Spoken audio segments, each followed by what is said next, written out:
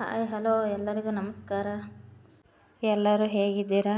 ನಾನು ಚೆನ್ನಾಗಿದ್ದೀನಿ, ನೀವು ಚೆನ್ನಾಗಿದ್ದೀರಿ ಅಂಥೇಳಿ ಭಾವಿಸ್ತೀನಿ. ಬನ್ನಿ ವಿಡಿಯೋ ಶುರು ಮಾಡೋಣ.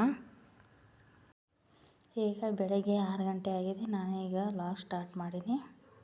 ವಿಡಿಯೋ ಇಷ್ಟ ಆದಲ್ಲಿ ಒಂದು ಲೈಕ್ ಕೊಡಿ. ಹೊಸದಾಗಿ ನೋಡ್ತಾ ಇರೋರು ಸಬ್ಸ್ಕ್ರೈಬ್ ಮಾಡಿ, ಹಾಗೆ ಬೆಲ್ ಐಕನ್ ಪ್ರೆಸ್ ಮಾಡಿ. ನಾವು ಮಾಡೋ ವಿಡಿಯೋಗಳು ಮೊದಲಿಗೆ ನಿಮಗೆ ನೋಟಿಫಿಕೇಷನ್ ಬರ್ತಾವೆ. ಎಲ್ಲರ್ಕಿಂತ ಮೊದಲು ನೀವು ನೋಡ್ತೀರಿ. ನಿಮ್ಮ ಅನಿಸಿಕೆ ಮತ್ತು ಅಭಿಪ್ರಾಯ ಕಮೆಂಟ್ನಲ್ಲಿ ತಿಳಿಸಿ. ಶ್ವೇತಾ ಕನ್ನಡ ವ್ಲಾಗ್ಸ್ಗೆ ಸ್ವಾಗತ. ಈಗ ಶ್ರಾವಣ ಶುರು ಆಗ್ತಾ ಇದೆ. ಹೀಗಾಗಿ ಎಲ್ಲ ಸ್ವಚ್ಛ ಮಾಡೋದು, ಕ್ಲೀನ್ ಮಾಡೋದು ಅದೇ ಒಂದು ಕೆಲಸ ಆಗಿಬಿಟ್ಟಿರ್ತದೆ.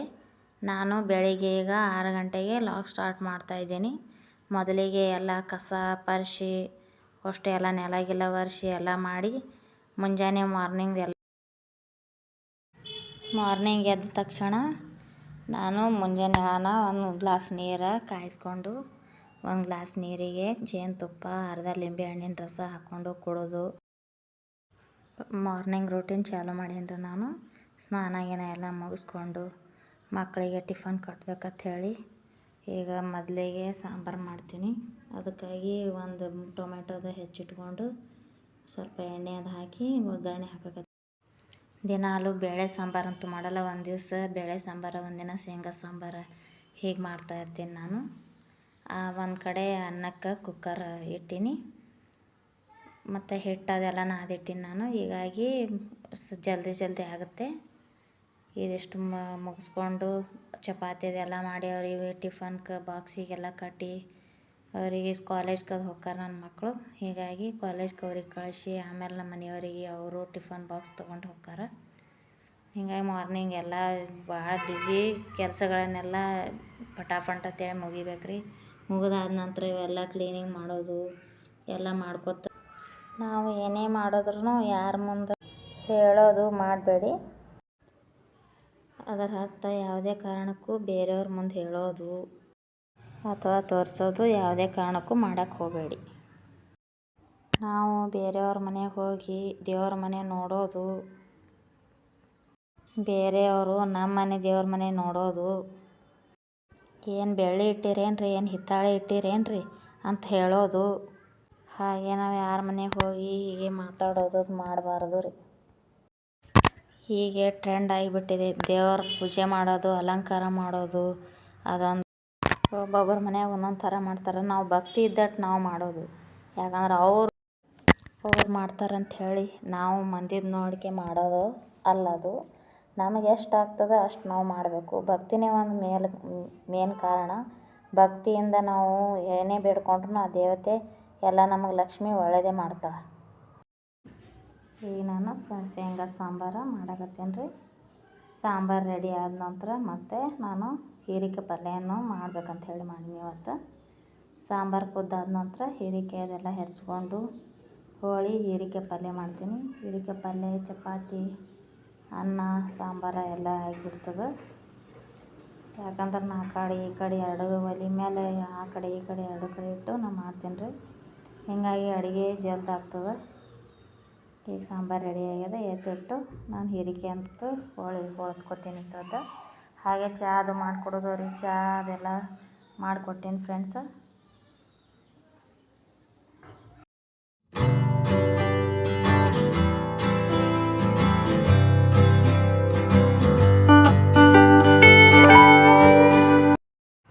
ಈ ಆಷಾಢ ಮಾಸದಲ್ಲಿ ದಾನವನ್ನು ಮಾಡಿದರೆ ಶುಭ ಫಲ ಸಿಗುತ್ತದೆ. ಅದರ ಸಲುವಾಗಿ ನಿಮ್ಗೆ ಯಾರಿಗೆ ಏನೇ ದಾನವನ್ನು ಮಾಡಬೇಕಾದ್ರೆ ನಾ ಹೇಳಿದ್ದು ನೀವು ಮಾಡಿರಿ, ಎಲ್ಲ ಒಳ್ಳೇದಾಗ್ತದೆ. ಯಾಕಂದ್ರೆ ನನ್ನ ಅನಿಸಿಕೆ ನಾ ಕೇಳಿದ್ದು ನಾನು ನಿಮ್ಮ ಮುಂದೆ ಹೇಳೇನು ಫ್ರೆಂಡ್ಸ, ನಾ ಕೇಳಿದ್ದು. ಆದ್ರೆ ನೀವು ಹಾಗೆ ಯಾರಿಗೆ ಗೊತ್ತಿರೋಂಗಿಲ್ಲ ಅವ್ರಿಗೆ ನೀವು ಹೇಳ್ರಿ, ಒಳ್ಳೇದಾಗ್ತದೆ ಎಲ್ಲರಿಗೆ. ಫ್ರೆಂಡ್ಸ್, ನಾವೇನಾದರೂ ಯಾರಿಗಾದರೂ ದಾನ ಮಾಡಬೇಕಾದ್ರೆ ನಾವು ಏನನ್ನು ದಾನ ಮಾಡ್ಬೇಕನ್ನೋದು ನನ್ನ ಅನಿಸಿಕೆ ನಾ ಹೇಳ್ತೀನಿ ಫ್ರೆಂಡ್ಸ. ಸರಿ ಇದ್ದರೆ ನೀವು ಇದು ಮಾಡ್ಕೋರಿ, ಇಲ್ಲಾಂದ್ರೆ ತಪ್ಪಾದರೆ ಕಮೆಂಟ್ ಬಾಕ್ಸ್ ಒಳಗೆ ನನಗೆ ಹೇಳ್ರಿ. ಸುಮಾರು ಜನ ಸಣ್ಣದಾಗಿ ಏನಾದರೂ ದಾನವನ್ನು ಮಾಡಿದರೆ ಏನು ಫಲ ಅಂದ್ರೆ ನನಗೆ ತಿಳಿದಿದ್ದು ನಾನು ಹೇಳ್ತೇನೆ. ನಿಮ್ಮ ಅನಿಸಿಕೆ ನನಗೆ ಹೇಳಿ. ಮೊದಲನೇದಾಗಿ ಅನ್ನದಾನವನ್ನು ಮಾಡಬೇಕು. ಏನೇ ಮನೆಯಲ್ಲಿ ದಾರಿದ್ರ್ಯ ಪರಿಹಾರ ಆಗುತ್ತದೆ. ಜೊತೆಗೆ ಯಾವುದೇ ಸಾಲದ ಬಾಧೆ ಇದ್ರೂ ಅದು ಹೋಗುತ್ತದೆ.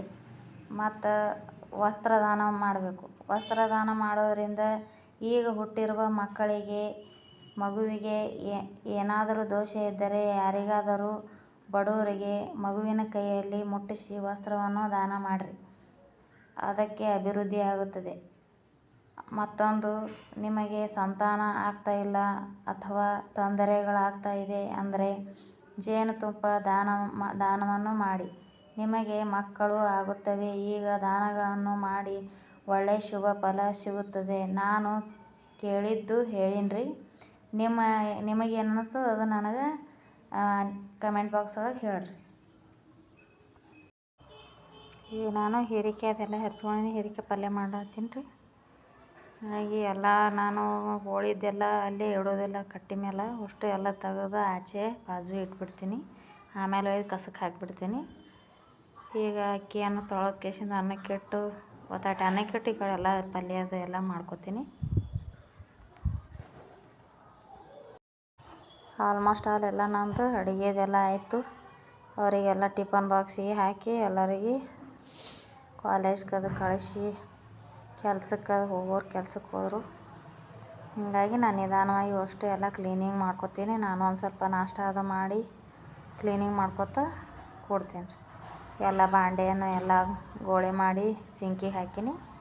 ಅಷ್ಟು ಎಲ್ಲ ನೀಟಾಗಿ ಕಟ್ಟಿ ಎಲ್ಲ ತೊಳ್ಕೊಂಡು ಮಾಡಿ ಒಟ್ಟು ನೀಟಾಗಿ ಒರೆಸಿ ಮತ್ತು ಎಲ್ಲ ನೆಲ ಗುಡಿಸಿ ನೆಲ ಅದು ಒರೆಸಿ ಕ್ಲೀನಿಂಗ್ ಮಾಡ್ಕೊಂಡು ಕೇಸಂದ್ರೆ ಮುಂದಿನ ಕೆಲಸ ಮಾಡ್ಕೊತ ಕುಂದಿರ್ತೀನಿ ರೀ. ನಾನು ಒಂದು ಸ್ವಲ್ಪ ರೆಸ್ಟ್ ಮಾಡಿ ಮಾಡ್ಕೊತ ಕುಂದಿರ್ತೀನಿ.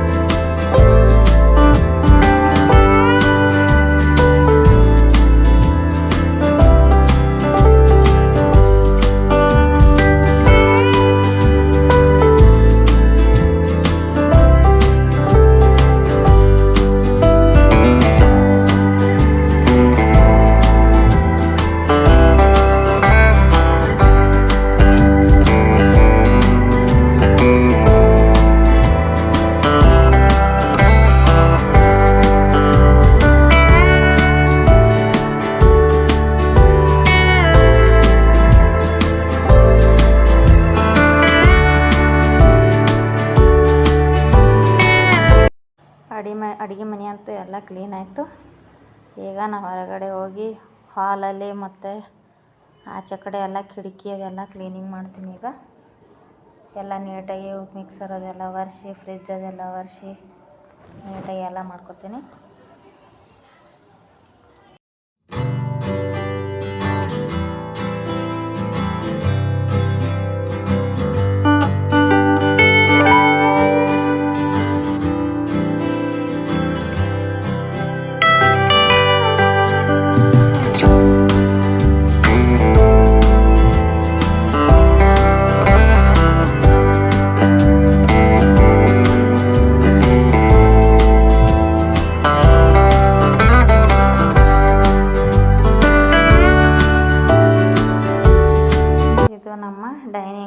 ಡೈನಿಂಗ್ ಹಾಲಲ್ಲಿ ನಾವು ಡೈನಿಂಗ್ ಟೇಬಲ್ ಅಂತೂ ಇನ್ನೂ ಇಟ್ಟಿಲ್ಲ.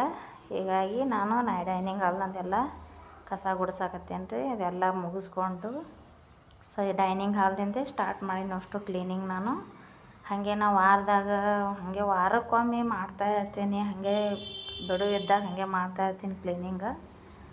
ಎಲ್ಲ ಸ್ವಚ್ಛ ಇರ್ತದೆ ಮನೆ ಕ್ಲೀನ್ ಮಾಡಿದ್ರೆ.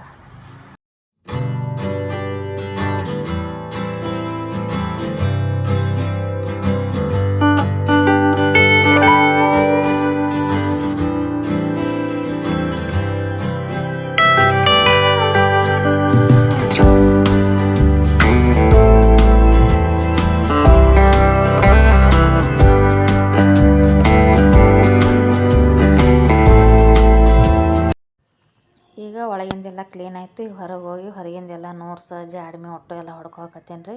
ವಾರಕ್ಕೆ ಇಷ್ಟೆಲ್ಲ ನಾನು ಮಾಡ್ತೀನಿ. ಎಲ್ಲ ಕ್ಲೀನಿಂಗ್ ಮಾಡೋದೇ ನಾನು ಭಾಳ ಇಷ್ಟ ನನಗೆ ಮಾಡ್ಬೇಕಂದ್ರೆ ಎಲ್ಲನೂ ಮಾಡ್ತಿರ್ತೀನಿ. ಈಗ ಆಷಾಢ, ಈಗ ಶ್ರಾವಣ ಬರ್ತದೆ ಅದಕ್ಕಾಗಿ ಹಾಗೆ ಮೇಲೆ ಸ್ವಚ್ಛ ಮಾಡ್ಕೊತಾ ಇರ್ತೀನಿ ನಾನು. ನೋಡಿರಿ ಎಲ್ಲ ಸ್ವಚ್ಛ ಹೆಂಗೆ ಮಾಡ್ತೀನಿ. ಎಷ್ಟು ನೆಲಕ್ತದ ಅಷ್ಟು ಸ್ವಚ್ಛ ಮಾಡ್ಕೊತಾ ಇರ್ತೀನಿ. ಹಾಗೆ ಕಿಟಕಿ ವಿಂಡೋಸ್ಗಳೆಲ್ಲ ಒರೆಸ್ಕೊಂಡು ಮಾಡಿ ಅಷ್ಟೇ ಎಲ್ಲ ಕ್ಲೀನ್ ಮಾಡೋದೇ ನಂದಿದು. ಅದ್ರಾಗ ರೋಡಿಗೆ ಧೂಳದು ಭಾಳ ಬರ್ತದೆ ರೀ. ಧೂಳೆಲ್ಲ ದಿನಂಪ್ರತಿ ಹಾಗೆ ಸ್ವಚ್ಛ ಮಾಡ್ತಾ ಇರಬೇಕು, ಒರೆಸ್ಕೊತಿರ್ಬೇಕು, ಅಂದ್ರೆ ಸ್ವಚ್ಛ ಇರ್ತದೆ ರೀ ಮನೆ. ಹೀಗಾಗಿ ನಾನು ಮಾಡ್ಕೊತಿರ್ತೀನಿ. ನೀವು ಅದೇ ಥರ ಮಾಡ್ತಿರತ್ತೆ ಅನ್ಕೋತೀನಿ.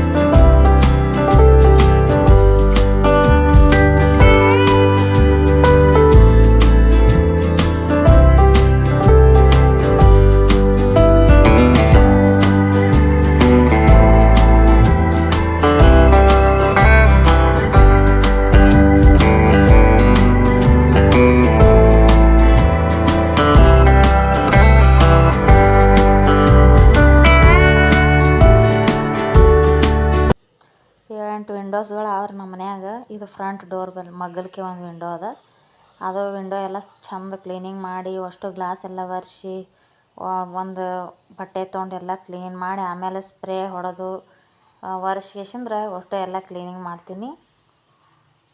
ಕ್ಲೀನ್ ಇದ್ದರೆ ಚಂದ ಕಾಣಿಸ್ತಾವ್ರಿ. ಇಲ್ಲಿಲ್ಲ ಅಂದ್ರೆ ಎಲ್ಲ ಮಂಜು ಕಾಣಿಸ್ತಾವೆ. ಕಿಟಕಿ ಎಲ್ಲ ಧೂಳು ಆಗಿರ್ತಾವೆ. ಹೀಗಾಗಿ ನಾನು ಹಾಗೆ 2 ದಿನಕ್ಕೆ 3 ದಿನಕ್ಕೆ ಹಾಗೆ ಕ್ಲೀನ್ ಮಾಡ್ಕೊತಾ ಇರ್ತೀನಿ. ಲೈಟಿನ ಬೋರ್ಡ್ಗಳು, ಬಾಗಿಲುಗಳು, ವಿಂಡೋ ಎಲ್ಲ ಚಂದ ಕ್ಲೀನಿಂಗ್ ಮಾಡಿ ಮಾಡ್ತಾ ಇರ್ತೀನಿ ರೀ. ಮತ್ತು ಅವೆಲ್ಲ ವಿಂಡೋಸ್ದು ಎಲ್ಲ ಅವು ಎಲ್ಲ ಸಳಾಯಿ ಅವು ಇವು ಎಲ್ಲ ಒರೆಸಿ ಒಂದೊಂದು ಒರೆಸ್ಕೊತಿರ್ತೀನಿ ನೋಡಿರಿ. ಈ ಥರ ಒರೆಸ್ಬೇಕು ಅಂದ್ರೆ ಧೂಳದೆಲ್ಲ ಕೂತ್ರೂ ಅಷ್ಟು ಹೋಗ್ತದೆ. ಇಲ್ಲ ಒಮ್ಮೆ ಮಾಡ್ಕೊತ ಕುಂದ್ರೂ ಅಷ್ಟು ಧೂಳೆಲ್ಲ ಗಟ್ಟಿಯಾಗಿ ನೀರಿಗೆ ಬಿದ್ದೇವೆ ಗಟ್ಟಿಯಾಗಿ ಕೂತು ಸ್ವಚ್ಛ ಆಗಂಗಿಲ್ಲ ಏನಿಲ್ಲ. ಹೀಗಾಗಿ ನಾನು ಆದಂಗೆ ಹಾಗೆ ಕ್ಲೀನಿಂಗ್ ಮಾಡ್ಕೊತಾ ಇರ್ತೀನಿ.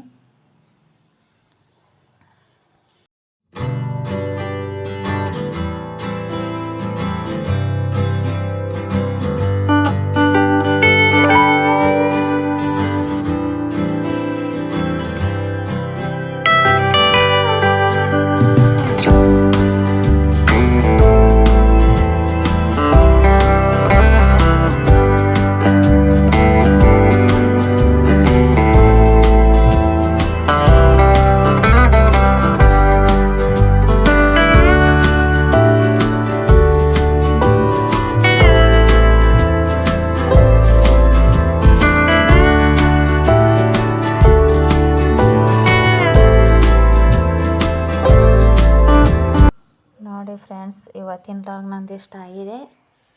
ನೀವು ಮುಂಜಾನೆ ಹಿಡಿದು ಸಾಯಂಕಾಲ 7 ತನಕ ನಂದು ಇಷ್ಟೆಲ್ಲ ಕೆಲಸ ಆಗ್ಯದ. ನೀವು ನಿಮ್ಮ ಅಭಿಪ್ರಾಯ ಏನು ನನ್ನ ಕಮೆಂಟ್ನೊಳಗೆ ತಿಳಿಸ್ರಿ.